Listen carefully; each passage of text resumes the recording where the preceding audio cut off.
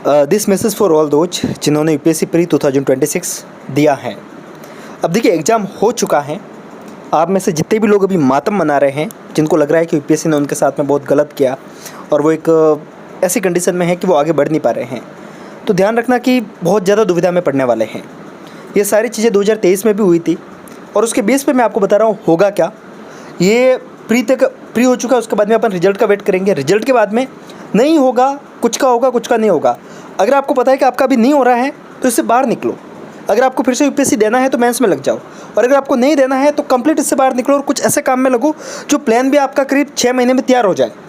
देखिए मेरे कॉन्टैक्ट में बहुत सारे ऐसे लोग हैं जिन्होंने लास्ट ईयर यूपीएससी को छोड़ दिया था, 6-7 महीने दबा के किसी और एग्जाम की तैयारी की, लग के और फिर से यूपीएससी की तैयारी में अब लगे हुए हैं।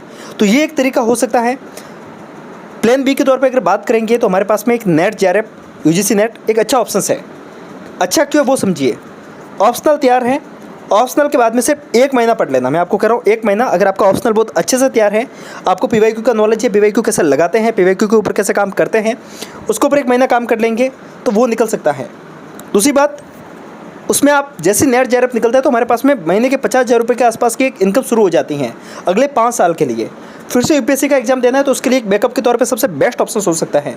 अदरवाइज एसएससी और स्टेट पीसीएस तो है ही है। और इसके ऊपर मैं बात करूंगा डिटेल में, ये नेट का एग्जाम क्या है, क्या प्रोसेस है, उसके ऊपर अपन आगे और बात करेंगे। और भी प्लान बी का क्या काम हो सकता है उसके ऊपर और अपन वीडियो में बात कर सकते हैं। बाकी आगे क्या करना है सोचना शुरू कर लीजिए। मिलते हैं, तब तक के लिए नमस्कार, जय हिंद।